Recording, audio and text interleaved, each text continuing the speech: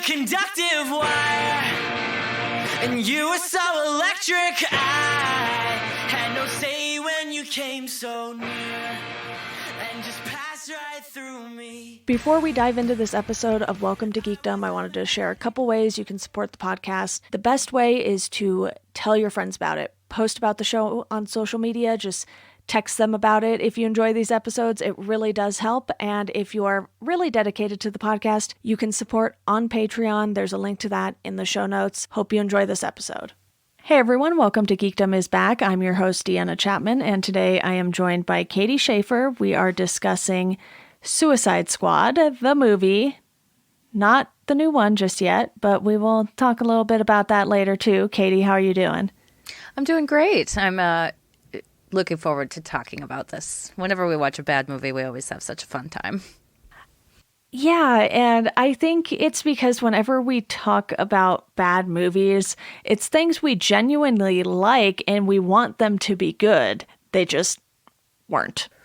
Yeah, and this one I think misses the mark so spectacularly that there's some stuff to really appreciate in it for it's like The Room in that it's just truly terrible. And they didn't want it to be truly terrible. They thought they were making something good. And that is the mark that separates it from being unwatchable trash.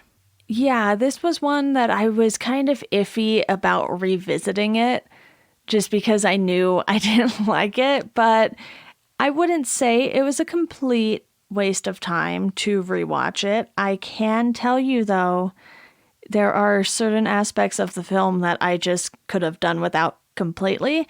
And obviously, this came out in 2016 when DC was very much still in the Snyderverse era, if you will, which has extended itself until this year with the director's cut of Justice League that is coming shortly or already out, depending on when you're listening to this.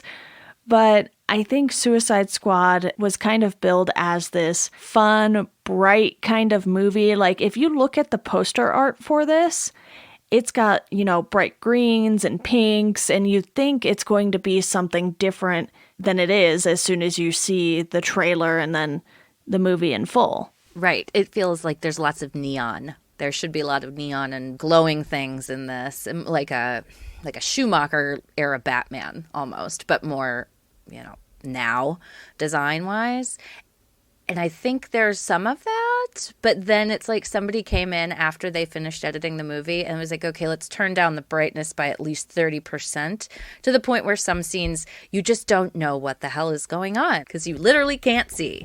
Yeah, and they obviously went and fixed this at least quite a bit when they did Birds of Prey, because the Harley in Suicide Squad and the Harley in Birds of Prey, yes, the same character played by Margot Robbie, and I think they just set a whole different tone in Birds of Prey that they probably should have set in Suicide Squad first. I agree. I think one of the failings of the movie is that it tries to be a group movie, but it doesn't know how to do that. And it would have been better like in Birds of Prey where you pick one main character and then go with it and they're the one that's guiding you through the story. And this movie, since it doesn't have that, it feels very disjointed. Yeah, and to dive into the cast, I think this is one of the standout areas of the movie because you have, like I said, Margot Robbie, you have Will Smith, you have Cara Delevingne, who maybe doesn't get to do quite as much as we would like her to. Jai Courtney, you just have so many big names in this movie. You have Viola Davis as Amanda Waller, and it's kind of crazy how many people they got for this movie. And I didn't even finish listing them off. You have Joel Kinnaman, Jay Hernandez, Jared Leto. Not my favorite, but Nope. Yes, you also have Scott Eastwood making a brief appearance in this, obviously of, Clint Eastwood fame. And David Harbour is in this. And this was made in 2016, so I think this would have been shortly before Stranger Things came out, and certainly before Hellboy. So David Harbour really hadn't caught on quite the way he was not well known like he is now. And so when I was watching it, I'd totally forgotten he was in it. I was like, oh my gosh, even this little small bit part, somehow they cast a really good actor. Yeah. And yet, still doesn't work. Do you know about all of the people they went after and did not get for the movie, though? No, there were more. Yeah, so Tom Hardy and Ryan Gosling were both offered roles. And then for Amanda Waller, they weren't sure who they were going to go with, so they considered Viola, Octavia Spencer, and Oprah for the role. I think they went with the best one, honestly. Yeah. And I love Octavia Spencer as an actress, but I think Viola Davis has... She has the stern look that I don't think Octavia and Oprah could quite get down as well. Yeah, and anyone who's seen Widows will know that if you haven't actually seen this movie, Yeah. because she does a very similar performance in Widows, except it's 1,000 times better because it's an actually well-written character. But she does the best that she can with this. Like, if you can genuinely both understand Amanda Waller and hate her because of how well Viola plays it. Yeah, they also offered Jake Gyllenhaal the role of Flag when Tom Hardy was replaced and he declined it. They looked at John Bernthal for a role, Joel Edgerton, and it was just all over the place with all of these people they were trying to get for the movie. That's nuts. It's just nuts. David Ayer was like, let's go for broke. Plus, you have the very, very quick Ben Affleck cameo. Yep, that's right. That's right. He's in this for a brief moment. It's very fleeting. Yeah, and it feels so out of place of everything else. It's like, oh, we're in a different movie for a brief period of time, and now we're back. Well, to dive into the story, you could say the same about bits and pieces of that, because obviously Jared Leto plays the Joker, and the Joker has sort of this almost carnival painted car that kind of changes color depending on how the light hits it. And it is so different than the rest of the tone of the movie that it felt like they should have picked that sort of color scheme and just gone with that the entire time, because so much of this movie takes place at night too, which doesn't help at all. And obviously you come across the same thing with a lot of the Batman movies. So much of the action is taking place at night that I feel like it tends to either get overlit or isn't well lit enough. Right, or it gets really muddy. And everything kind of blurs together. Like, there's a couple scenes in this where they're climbing up stairwells, and you're like, who's coming? Is this our team? Is this some random? Like, what's happening here? Because you just can't make it out.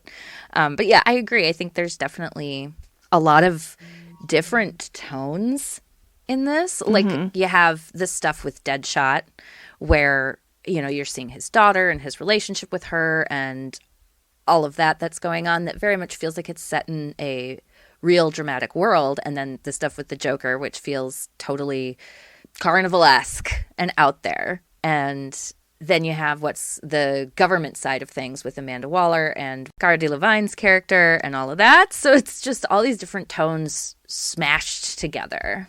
Yeah, and when they were putting the team together, we get a really good look at almost all of them, and then they bring in this one guy and he's just gone and like not part of the team. When they're on like the military base and they have them all lined up, they bring this one guy out of one of the SUVs, and then I don't remember him being in the rest of the movie after that. Isn't that he can climb anything? Slipknot? Isn't that the Slipknot character Yes. who dies? Like, as soon as they get out of the car to go do the mission, he like runs away, and they're like, and blow him up. It was like, okay, that was a little weird. The audience believed that you had implanted nano devices in their neck. We didn't need you to show this to us and just waste somebody. Yeah, and it's like you could have probably done a little more with that character, especially since they were new to this whole idea. The fact that he takes off on a military base, granted, it's not like he was going to get far. It just felt like a weird choice. Yeah, it feels superfluous and a waste of the film's time. And I gotta say, there's a lot of this movie that feels like a waste of time. Like, they introduce the characters multiple times and tell us the same things over and over again. It feels like there's two climactic battles that happen, and by the end of it, you just feel like, what did I just watch? What all just happened here? I specifically remember pausing it at somewhere between, the 50 to 55 minute mark. And I was like, oh, the movie's just now getting started. Yep, we're just now going there. It took them that long to introduce the characters. And I think that's a problem because it kind of treats the audience like they're idiots and they need an introduction to every single character, which the new movie, which we'll talk about a little more later, kind of did that in a trailer. Yeah, I think you can, especially now in comic book movies, we don't need nobody, not everyone needs a freaking origin story. And in this, they introduced them for so long, and like at 60 minutes, like in standard movie parlance of how they time things, like at 60 minutes, you should be having your first big moment, whether it's action scene if it's an action movie, or a dramatic tension break if you're watching a drama, whatever. Like you should have the first big moment happen at roughly 60 minutes in. And if your story is just getting started at that point,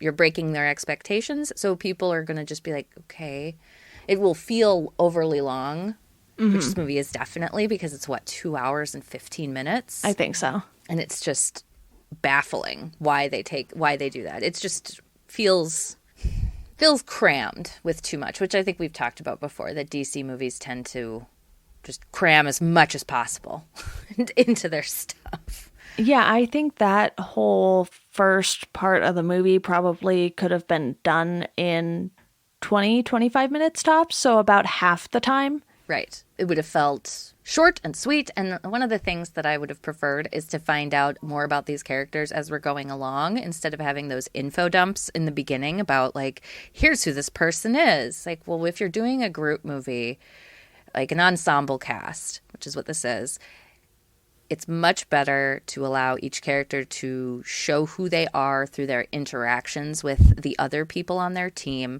and then we can find out little bits of backstory that explain those actions throughout the film.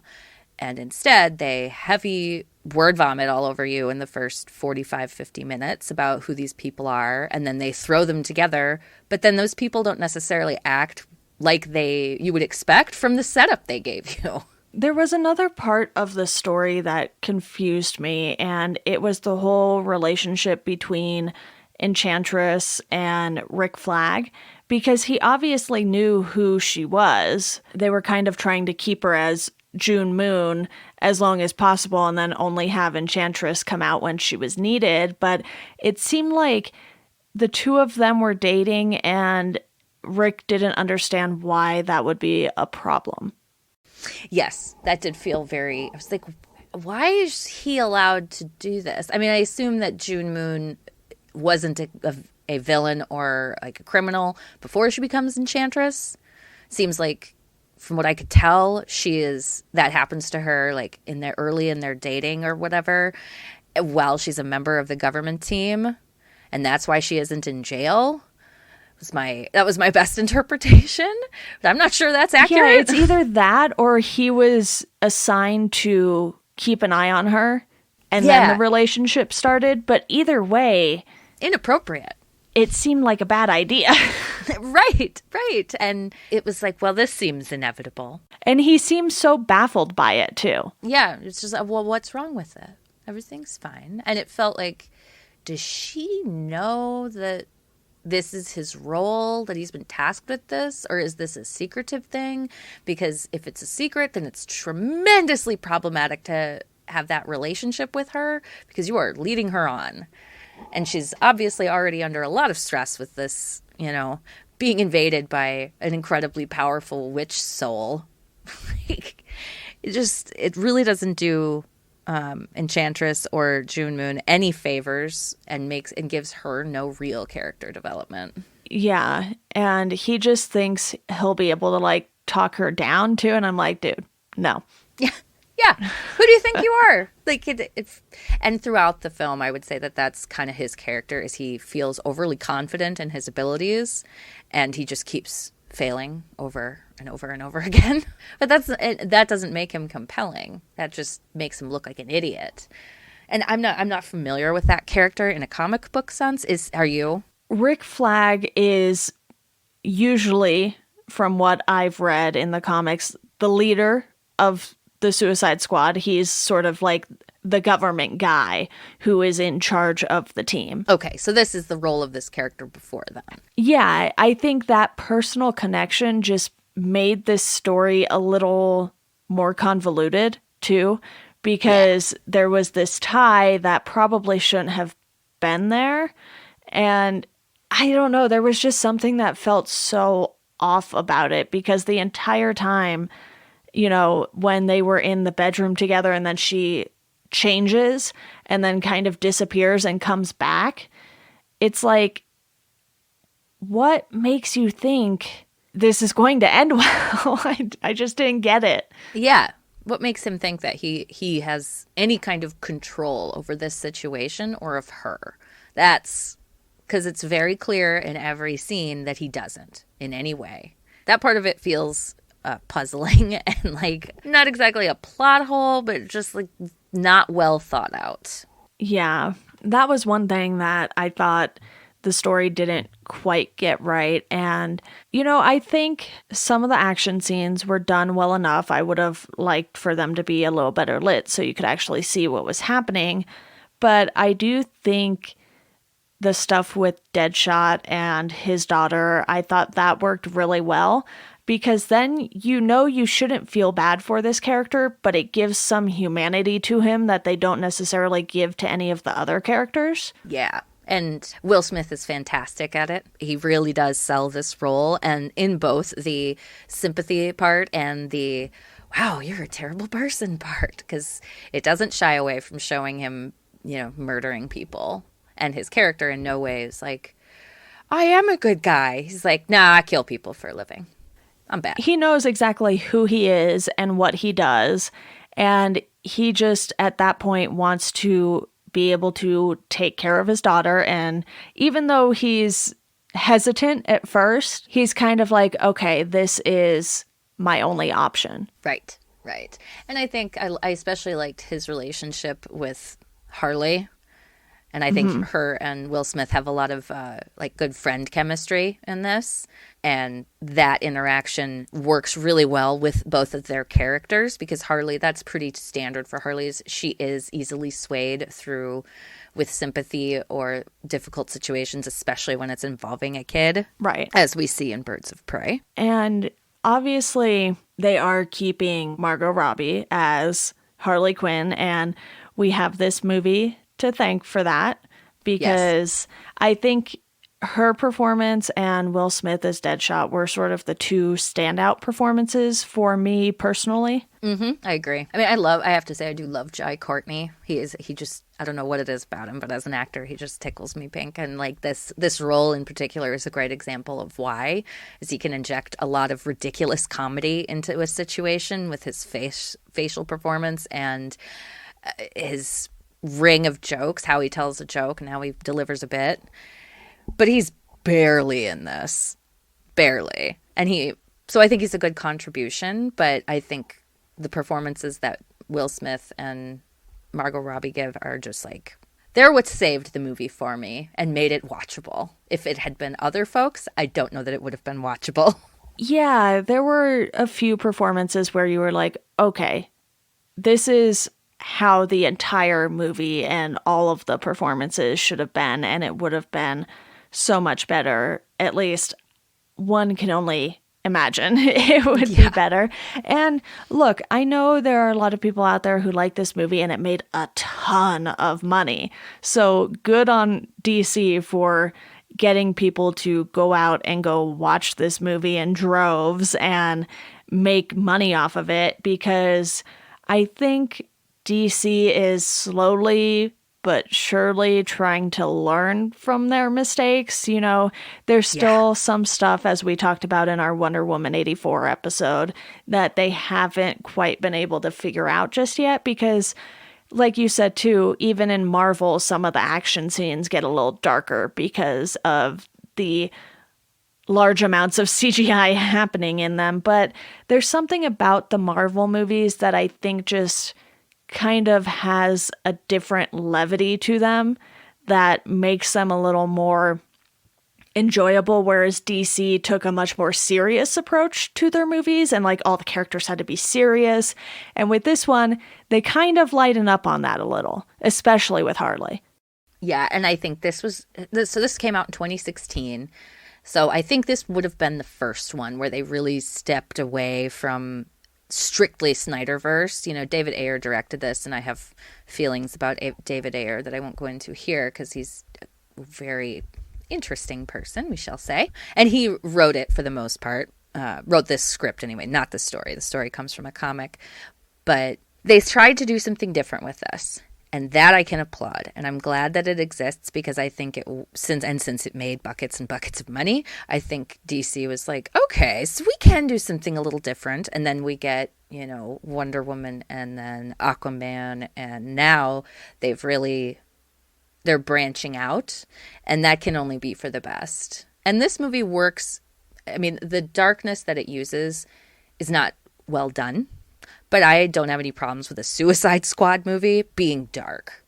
Because it's a dark story. It's a bunch of murderers and villains. Like, it should be dark, but they took it a little too far. It was visually not bright enough when you can still have a lot of visual brightness in a movie and still have it have the dark tone. And I don't think they'd quite figured that out yet. Yeah, I mean, if you look at something like the recent It movies, that first one, I don't remember it being all that dark. Obviously, the second one, they go into the sewers and everything, so naturally it's going to be darker in those scenes. And I think with how much of this was taking place outside in what I only imagine was Gotham/New York City, you know those places are still fairly bright at night. Oh, yeah, they light up the sky. I mean, I live in a small city. And I still can barely see. And I live, you know, about 10 miles from the center of downtown where things are super bright.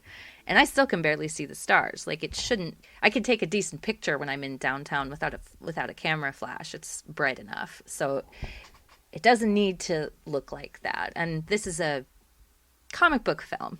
So you should be pushing the boundaries of and making more pop, I think, especially with like how they tried to present it with all of the bright neon colors. Yeah. Feels like they just didn't quite fulfill what they were promising. There was just an inconsistency between the marketing of the film and the story we actually got within the film. And what did you think of the Harley Joker storyline in particular? Because I have probably made it clear on this podcast a time or two that I am not a fan of Jared Leto's Joker. Don't like it.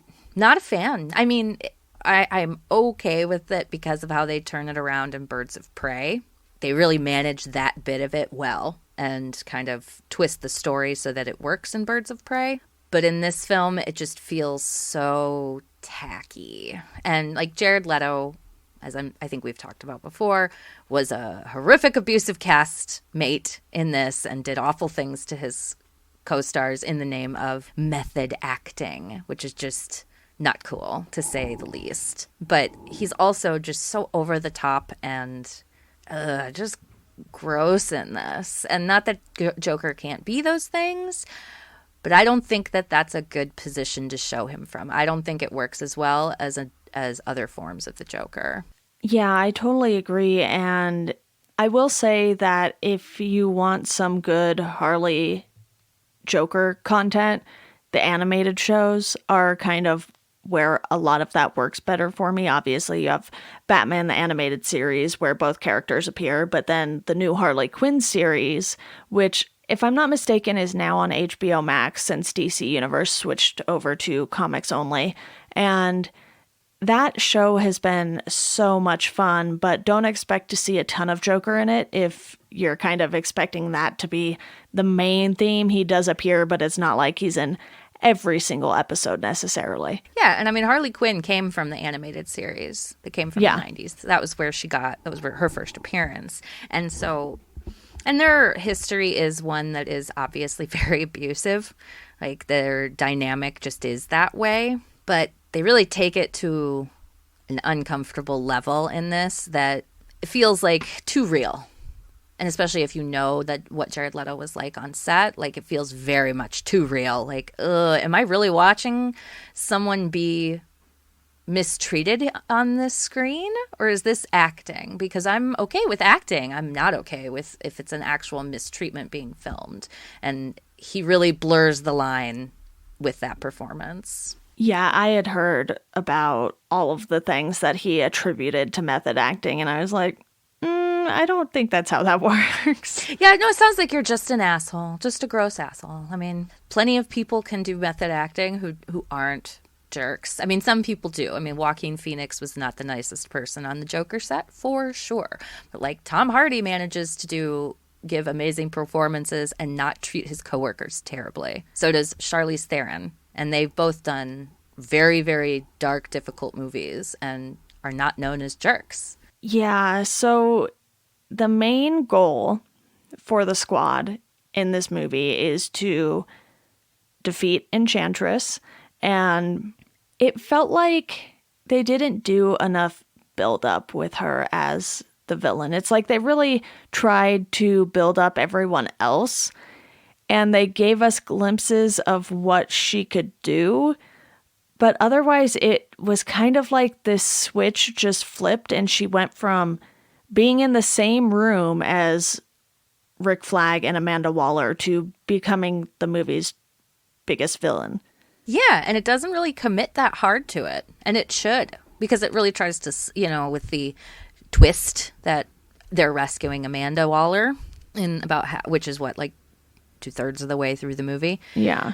And they kind of set it up that they want to have Amanda Waller be a villain as well as Enchantress, which really cuts the legs out from the Enchantress story and makes it feel very secondary, which I don't think it should. Like, we should feel anxiety for the team during that final fight scene, and you just don't, because Enchantress hasn't really been set up as well as other DC villains have in other movies or in their comics. She just feels very like paint by numbers of, oop, this is a bad guy, let's all take her down. Yeah, and all of a sudden she's just summoning her brother Incubus. Yep, and he is just totally useless. I mean, El Diablo takes him down fairly easily, and it just feels, that end scene is just so unsatisfying. I think that's what bothered me about it, is that it feels so trite and paint by numbers. Plus, you have the fact that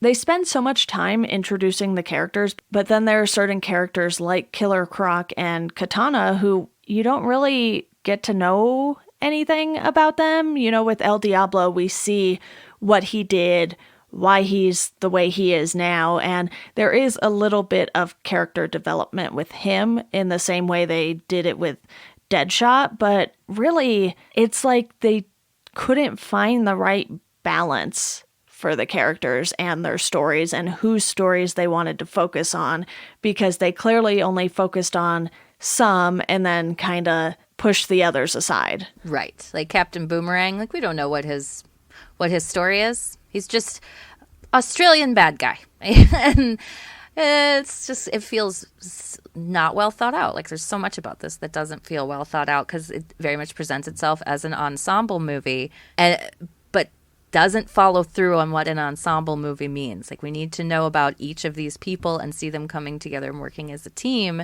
And it feels very much more like, well, we'll give you the deets about 3 of them, and then the rest we'll just make it work. And we won't give you any backstory about any of them. And they'll just do whatever is necessary to move the plot along, which is not satisfying at all. And I think it's hard when you want to have an ensemble cast like this and you haven't done anything previously to build up to these characters. So, Marvel had some movies before they worked their way up to the Avengers. And I think that worked because even if we hadn't met everyone by the time the Avengers rolled around, we at least had backstory on, Iron Man, Captain America, and whoever else showed up. I'm forgetting the order off the top of my head, but they did the work beforehand to give you this big ensemble movie, and this just jumps right in. I feel like if they had introduced 1 or 2 of these villains in previous movies, that would have been a little better. But given the previous movies, at the same time, you're kind of like, well, those would have had to have different stories as well then. Exactly. It's like, oh, this could have been good, but the choices that have been made previous to this don't really allow for it to work. Because, yeah, like the Avengers comparison is very good for this, because some of them have, like Cap, Hulk, they have Thor, they have whole movies dedicated to them. And some of them, like Black Widow and Hawkeye, just kind of play big roles within the other characters' movies. But they all feel like fully developed people when they come to the movies, so that we don't need to waste any time setting anything up. We can just jump right into the story and watching these characters interact. But since DC didn't plan on that, it's kind of feels rushed and a jumble. And I think they just didn't really know what they were doing or what they had to work with. And I think we've had that complaint about them. We've talked about that before. And I agree. If you like this movie, awesome. I enjoy watching it. I've seen it like 3 or 4 times. And I periodically am just like, I'm in a Suicide Squad mood. I just want to watch some crazy nonsense. And every time I wish it were better, because I want to see all of these characters played by all of these actors doing something good and fun together. But the script just does not work. I think for us, this is the equivalent of when we talked about Maximum Overdrive for Chat Cemetery. Yes, definitely. It's not a good movie in our opinions, obviously, but It's something that there's still plenty to talk about. And I really do think they hit on a few things that worked really well with this movie, but then everything else kind of just fell apart around it, and it tried to do too much, like we were saying earlier. We didn't need the Harley Joker love story in this movie. No, I think that was DC falling into the trap that Marvel Comics falls into when it comes to Wolverine and the X-Men. Where there has to be Wolverine in every X-Men storyline. And it's to the point where they make jokes about it in the actual comics. I feel like that's what DC is doing with Joker. It's like, oh, Joker's a great character. People really like him. Let's just throw him in everywhere we can. Just cram a Joker story in there. And it's like, nah, Joker isn't. He's not that kind of character. Like, you really need, if you're going to have Joker in your film, he should be a big part of it, because he's a complex, deep character that can provide a lot to a story. And if you're just throwing him in there, it's like, oh no, now you're overflowing the pot of characters and storylines and ideas. Even just having the introductions go by faster, which ironically we're like, they didn't spend enough time with these characters beforehand for us to really be able to just dive right into this movie. But I think there was a way they could have done this to the point where it wouldn't have taken quite as long. Maybe start the movie off by just having the task force already put together. Yes. Because I think that's what took the longest part. It was going and retrieving every single one of them, even though they were supposedly like at the same prison. Right, but it feels like they're pulling them from all over the world. Nothing really feels connected when it comes to that early section of the movie. It feels very disjointed until they bring it all together and smash. Because they're in so many different types of conditions too. El Diablo's being held in a drain pipe. Yep. And then it's like Deadshot is in a regular cell and he has his punching bag or whatever. He gets one at the end and he's just back in his regular cell. Harley's in this giant room with just a cage in the middle. And you're just like, Hannibal Lecter style. Yeah, what is this place? And why are there so many different ways to contain the criminals? Because from what I remember from every kind of prison like this in the comics, it's just that they kind of retrofit the cells to that person's powers. They don't have like all these different types of rooms that they're in. Right. I mean, we've seen the inside. I know this isn't Arkham Asylum. Don't get me wrong. I know that's not this, but it's a good comparison. Like, we've seen Arkham Asylum in several different movies and comics and media at this point. And that's usually where Harley goes. Right. And that makes sense. That is how it is. Like, they have this old old prison that they just make work for each individual villain and their own powers. And it's not like Harley has super magical superpowers. She's just crazy. Yeah. And a psychopath. Like, you don't need, the heat protecting or whatever. It was just very strange how they went about introducing and how long they took introducing the characters. But yeah, they try to shorthand it. They try to do what we were talking about, where it's like you need to set these characters up for us in previous movies, but to try to do it all in just one movie and then have their story after that is like, this is too much, guys. Too much. I think the previous appearances could have even just been cameos. Yeah.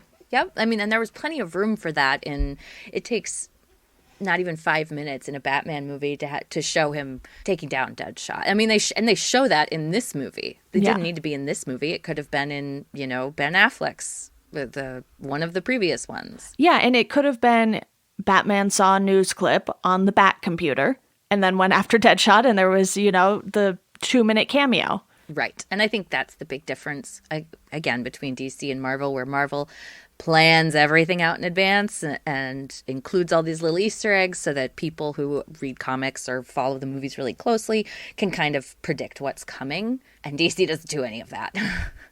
Except in, what was it? Batman v Superman. They start prepping for Justice League, but they still do it very poorly in that. Yeah, with the way they've done the Wonder Woman stories, it's very clear that they want her to exist in the same universe, but not tell stories necessarily within the same time period. Yeah. So you have that whole dynamic going on too. And that's not to say that we think every single Marvel movie is perfect, because there are definitely very bad MCU movies. Listen to us do our Thor 2 the Dark World discussion. I mean, the Incredible Hulk too. It's like, oh, God. Ed Norton didn't even return as the Hulk. Nope. They had to recast the Hulk. He wanted to, and they were like, no, you don't get to come back. You weren't good enough. Well, I think he wanted a lot of creative control too. That was something that I read. But that aside, it's like Marvel had its own problems,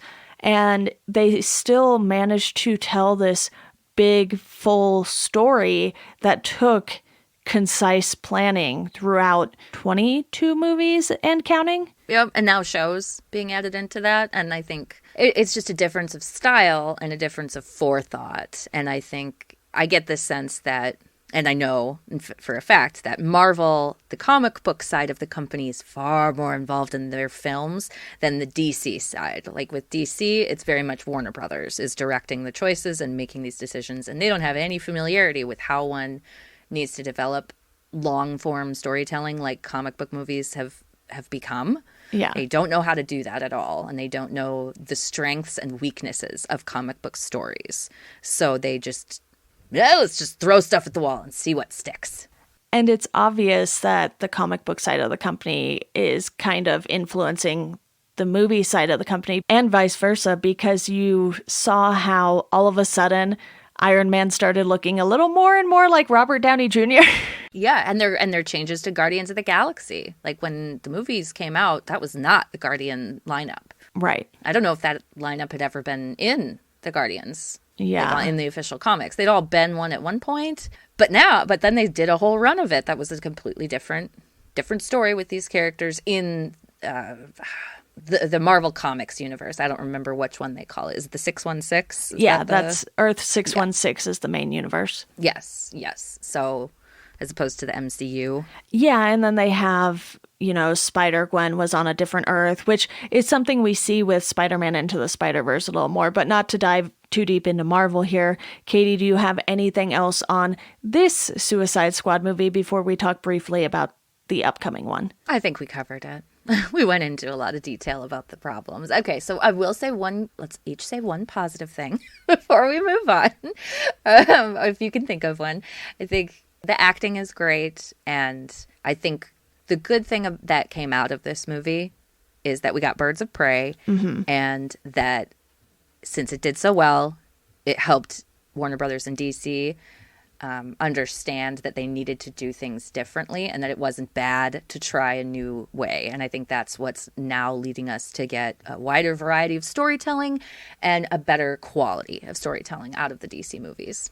Yeah, most of my problems were with the script. So for me, a lot of the cast worked really well. Not everyone worked well, but I am glad that they are keeping some of the characters and actors from this movie and bringing them into the new Suicide Squad movie, because I feel like it would be very disjointed if they suddenly had a new Amanda Waller, a new Rick Flag, a new Harley Quinn. And obviously, with this and Birds of Prey, they know they have a Harley Quinn for quite some time in Margot Robbie, which I think, she was definitely the highlight of this film. Absolutely. Yeah, I think anybody who's coming back is being played by the same actor.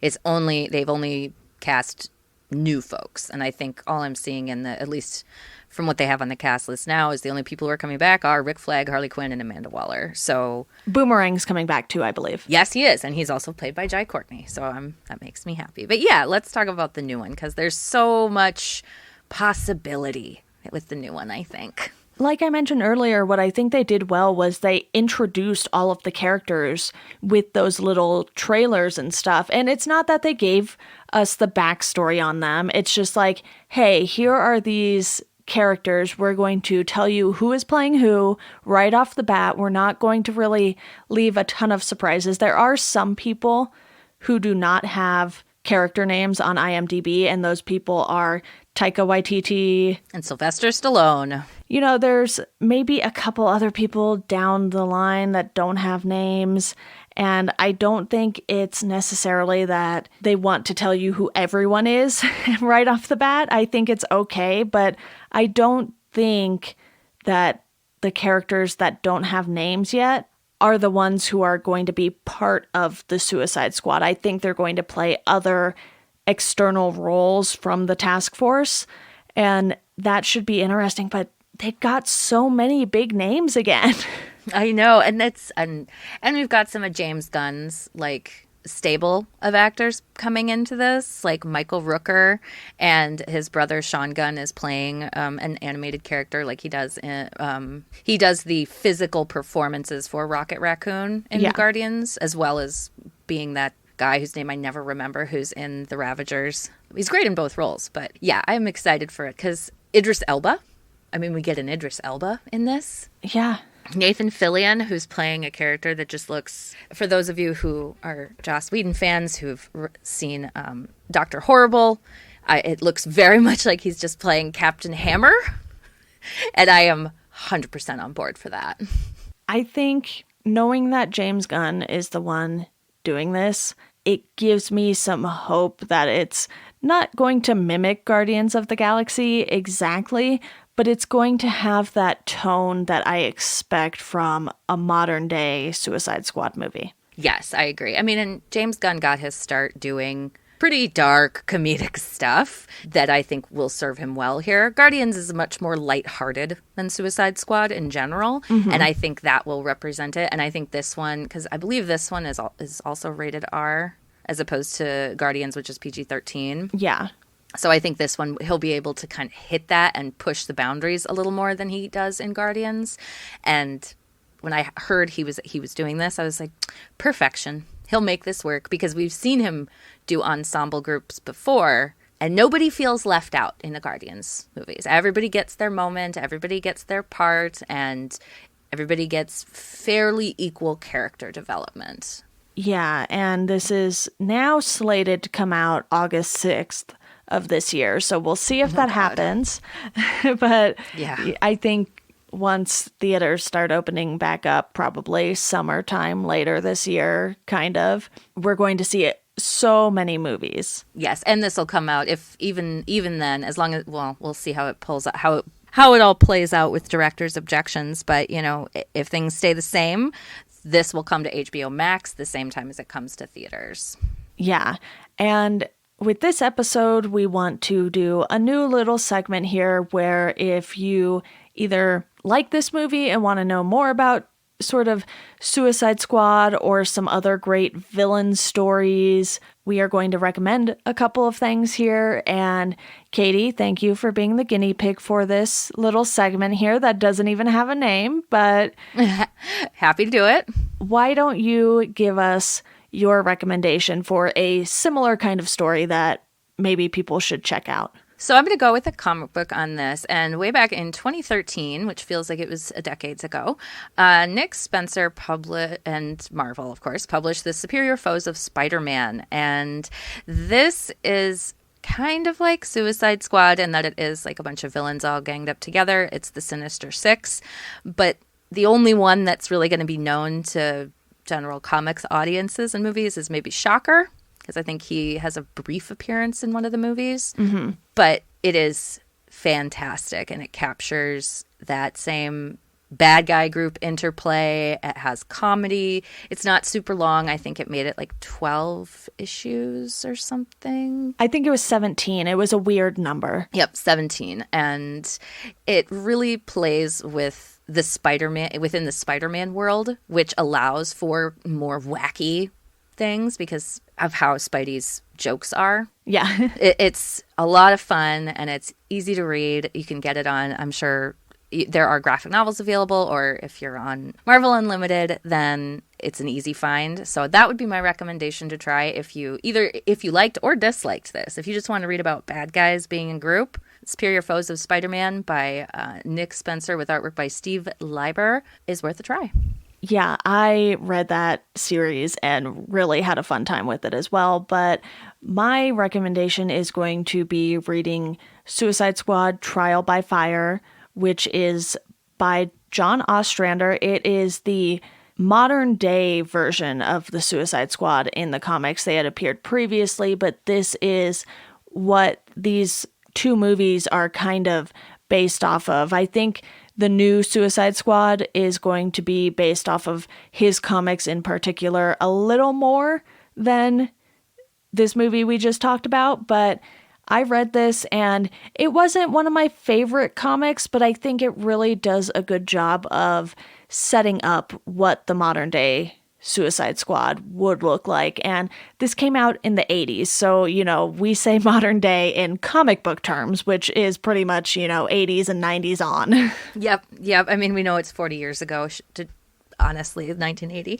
But in the world of comics, not a whole lot has changed since then. That's what we consider, the current era as opposed to the silver or the golden age. Yeah. And I think it'll give you a good understanding of some more of the characters that have appeared as members of the Suicide Squad. It's not the exact same members as this movie in particular, but there is some overlap, so I think there's a lot to learn and enjoy when reading through the John Ostrander comics in particular. Yes, I'm definitely going to check it out. I didn't know about it until you told me, so I'm looking forward to it. Awesome. Well, Katie, one last thing. Ratings. I forgot to do those earlier when we were talking about the actual movie. But, like we said, we'll watch this.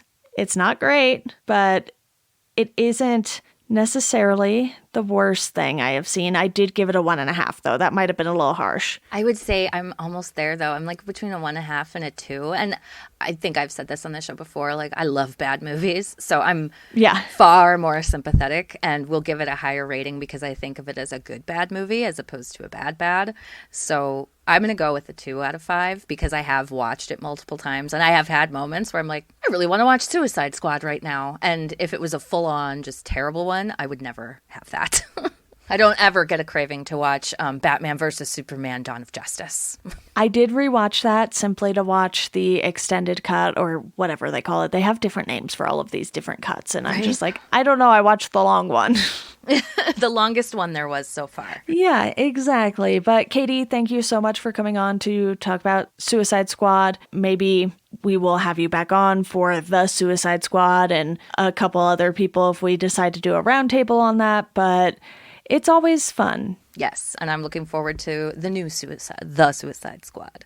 All right, everyone, that does it for this episode of Welcome to Geekdom. If you want to support the podcast, you can do so through our Patreon.